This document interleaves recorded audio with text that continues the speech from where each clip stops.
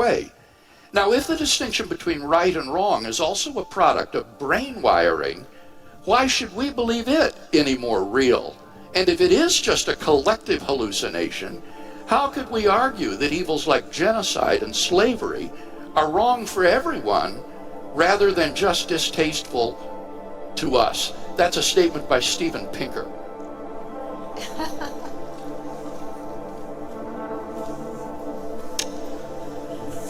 Well,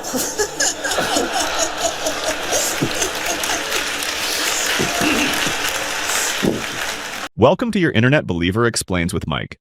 This channel is a place where we explain, defend, and break down Christians' belief with facts and logic in a as simple as possible way for every layman to be able to understand and communicate the same ideas.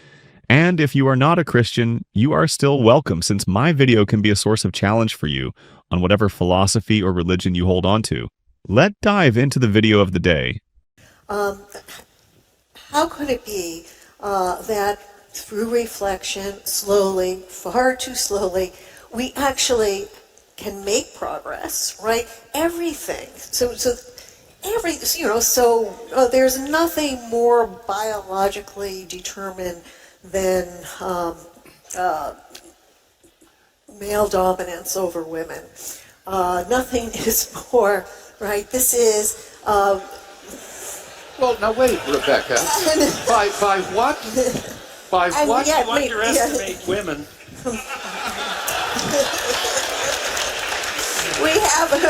we have our ways, but we are slowly, there's all sorts of behavior that is biologically determined, right? Xenophobia.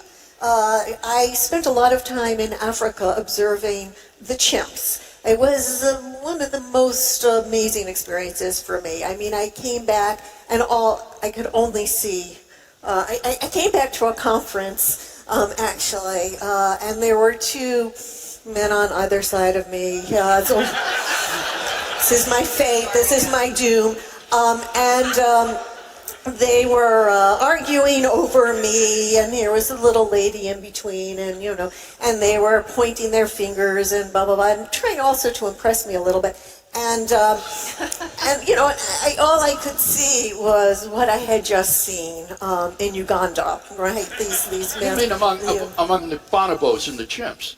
Not bonobos. Oh, bonobos are entirely different. Bonobos are fair female. enough, but the point is among that the chimps, the same sort of social behavior exhibited by Homo sapiens is already present in their primate relatives, like baboons and chimpanzees. Yes. And there is no reason to invest human morality with any more objective significance than that kind of behavior that evolution is programmed into other primate species because it's advantageous in the struggle for survival. It's just a herd morality. That is not how we progress. That's what civilization is, what moral progress is. Wait, where do you get the word progress? Oh yes, on I get the progress. A naturalistic worldview? I think on a naturalistic worldview, you would be justified in talking about moral change. But the word progress smuggles in a standard. No.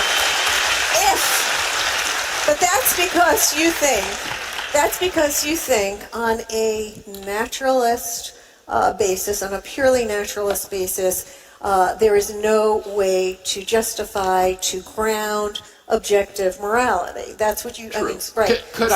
Since I don't buy that premise, I do think that one can talk about moral progress. Could I read you a quotation, and I want you to comment on it? Sure. Okay, and here's the... Before you do that, we are running out of time, as All right. much as I hate to say it. So please do that. Please do that. And then I'm going to ask you to each make a last statement. The scientific outlook has taught us that some parts of our subjective experience are products of our biological makeup and have no objective counterpart in the world. The tastiness of fruit and the foulness of carrion, the scariness of heights and the prettiness of flowers are features of our common nervous system, And if our species had evolved in a different ecosystem, or if we were missing a few genes, our reactions could go the other way. Now, if the distinction between right and wrong is also a product of brain wiring, why should we believe it any more real?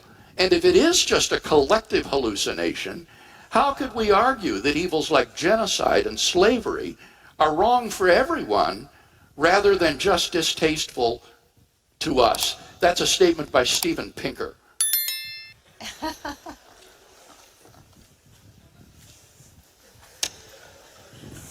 Well,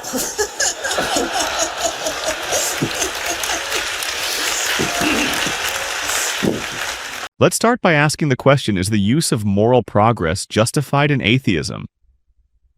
The answer would be no, because the word progress, as William Lane Craig pointed out, smuggles in a standard. And atheism has no standard above or external from where they can judge if they are moving towards that goal. And the weakness of using moral change is that change happens in any direction, not necessarily in a better or worse direction. For example, ancient societies practiced slavery and now we don't. Under the umbrella of moral change, what it means is that us not doing slavery is descriptive and not judgmental, because there is no standard for moral change from where we can judge, since everybody is right, relatively speaking. Of course, there are some concept ideas atheists appeal to, unjustifiably trying to imply moral progress, but those ideas all fail miserably. For example, we have the appeal to human well-being, reason, or consensus ethics like Sam Harris does with the moral landscape. But these approaches assume a moral standard without justifying why that standard is objectively binding or morally authoritative for all people at all times. It is important to note that well-being is descriptive, not prescriptive. And the problem with that is that why should anyone care about the well-being of others, especially if it conflicts with their own desires, power, or survival? Also, consensus doesn't equal morality, because if society agrees something is good, does that make it morally right? Because history gives us brutal counterexamples with slavery, eugenics, apartheid. Moral consensus can shift with power, propaganda, or culture, so it's unstable as a foundation. There is another appeal, such as arguing that even without God, rational reflection can produce moral standards that feel objective enough. But it is still flawed, because whose rational are we going to follow and remember? Hitler had a rational too behind his actions, and the question will now be who's rational to follow. And even worse, in that relative world, both Hitler and Hitler counterviews are just different, still both right opinions. Another appeal is believing that progress can be measured by reduced suffering, greater justice, or individual freedom. Reducing suffering seems to be good, but still it doesn't justify the ought of pursuing reduced suffering or greater justice. Steven Pinker clearly believes that we can make sense out of moral progress. And believes that we can ground morality on purely naturalist. We are creatures who offer reasons, right? We offer reasons. We reflect upon reasons. We reflect upon our own reactions. Certain of our reactions are biologically determined, but we reflect on them. And we can ask whether or not this is how we are not animals. This is how we are not ships. We can ask whether these reactions are right. What gives us the right? Were I not myself, would I tolerate this in somebody else? We're able to rise to that level. Evolution has given us that capacity. It's given us language. It's given us self-reflection. It's given us the ability to contemplate points of view other than our own. That's what human intelligence is. And given that, and given certain reactions that we have that ground our lives, that without these reactions we could not even pursue our lives, we can ask, what is it? Am I special? Am I special that I have the right to ask you to treat me with dignity? Is there something cosmological? Do I cosmically play some special role? No. Obviously I don't. That's delusion. That's insanity. This is the kind of reasoning that biology has equipped us with, that allows us to go beyond the chimps that we descended from. She tries to address the point, but still completely missed to address the real issue, because even introducing the fact that we have reason doesn't solve anything, since even that reason could be another illusion created by our brain, which came through evolution. Reason, which she is invoking, has no objective significance whatsoever more than anything else, such as dog barking, food taste, since they are all given by evolution. The problem with believing that reason alone can lead us to morality is that reason is a tool, not a source of values. It can help you apply moral principles or analyze moral questions, but it can't tell you what is ultimately right or wrong without first assuming some values or goals.